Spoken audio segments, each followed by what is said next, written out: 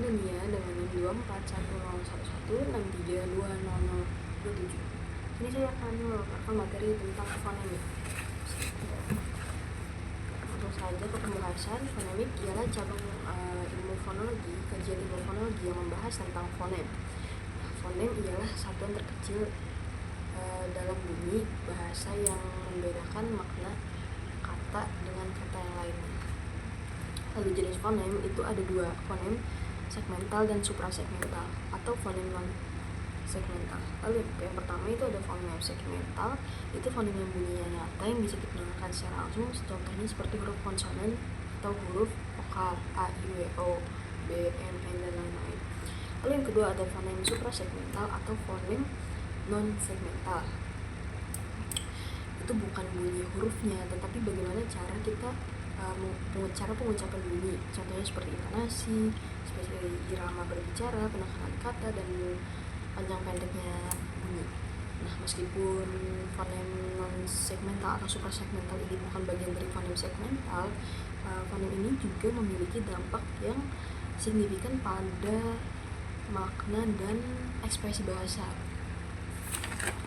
Lalu itu ada pasangan minimal. Nah, untuk mengetahui apakah itu fonem atau bukan, kita memerlukan pasangan minimal. Saya akan langsung contohkan seperti kata paku dan kata baku. Di situ ada 3 bunyi yang sama, a, k, u, yang berbeda hanya huruf b, bunyi b, dan bunyi p. Dengan demikian kita bisa mengetahui bahwa p ialah fonem, karena jika p itu berubah menjadi b, maka maknanya pun ikut berbeda. Lalu selanjutnya ada fonem dan distribusinya, yaitu yang pertama ada vokal. Fonem vokal bahasa Indonesia pada umumnya dapat menduduki posisi awal dan akhir, ada di tengah awal, tengah, dan akhir. Contohnya fonem a, ambil, taat, dan harga, itu ada di awal, di tengah, dan di akhir. Lalu ada fonem diftong. Gabungan dua vokal yang diucapkan dalam satu silabe atau dalam satu suku kata. Nah, distribusinya dalam bahasa Indonesia itu lebih terbatas.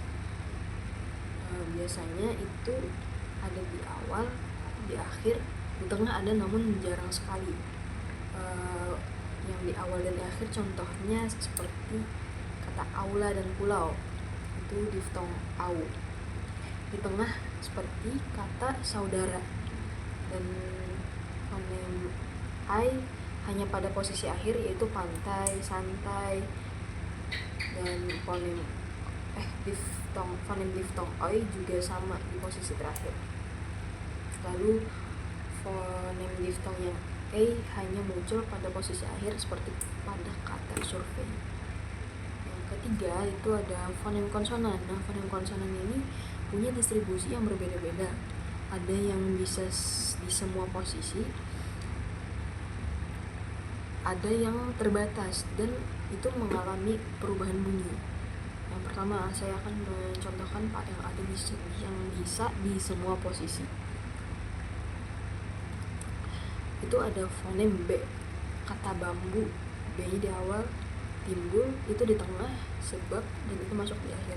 Lalu ada fonem konsonan yang di situasi tertentu saja, contohnya seperti fonem C yang hanya bisa di awal dan di tengah, belum ada di akhir.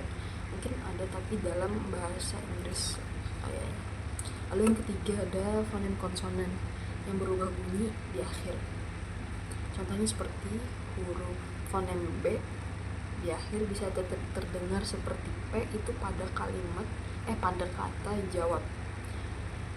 Itu disebut disebut netralisasi artikofon. Lalu yang ketiga ada alofon dan distribusi. Pembahasan yang ketiga tentang distribusinya. Distribusinya, alofon adalah variasi bunyi dari fonem yang sama dan tidak mengubah makna. Poinnya itu kayak bunyinya berbeda namun maknanya tetap sama, tetap satu. Nah, distribusinya itu ada dua, distribusi komplementer dan distribusi bebas.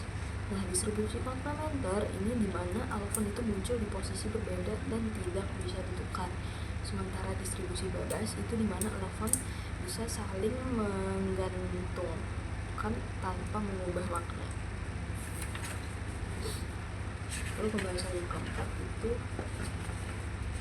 ada gugus fonem. Nah, gugus fonem dan deret fonem. Yang pertama itu ada gugus fonem atau bisa disebut klaster. Itu dua atau lebih konsonan yang berderet atau berdampingan dalam satu silabel.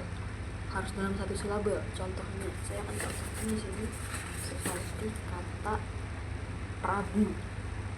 Pra di sini, PR di sini ialah gugus fonem atau klaster karena dia deret konsonan yang masih dalam satu silabel. Sementara deret fonem itu ialah dua fonem yang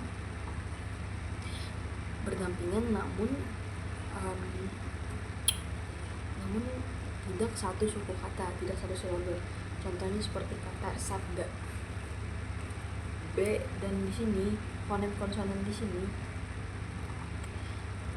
berdampingan, berderet, namun hanya berderet saja, tapi tidak dalam satu silabel. Itu namanya deret fonem. Intinya, kalau masih dalam satu suku kata, itu ialah gugus.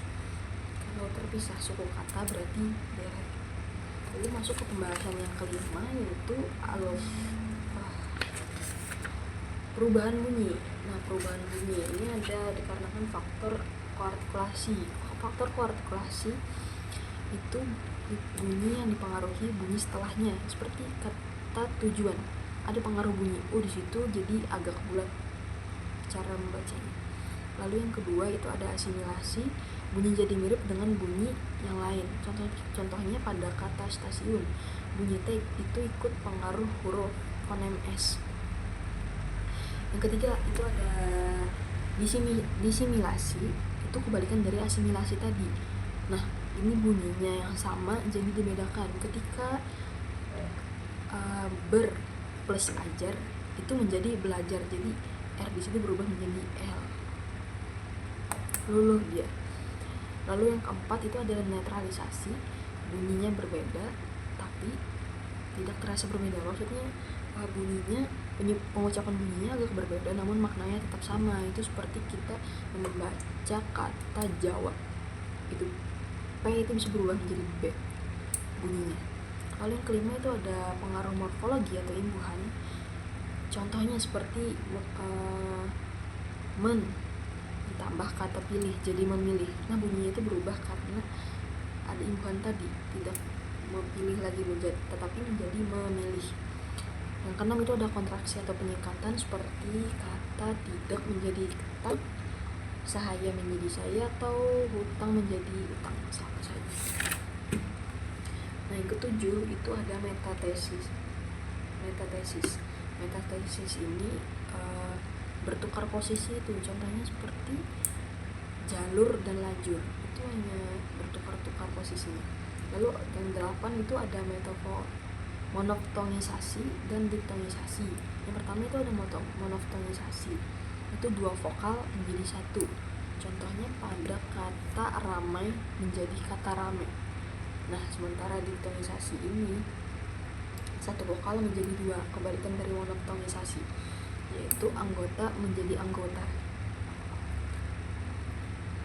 Nah, kesimpulannya, jadi perubahan bunyi itu terjadi karena pengaruh lingkungan, posisi, dan proses morfologi seperti asimilasi, dan netralisasi. Dari pembahasan ini dapat disimpulkan bahwa bahasa tidak bersifat tetap, melainkan dapat berubah sesuai dengan lingkungan dan penggunaan dalam bahasa itu. Sekian dari saya. Assalamualaikum warahmatullahi wabarakatuh.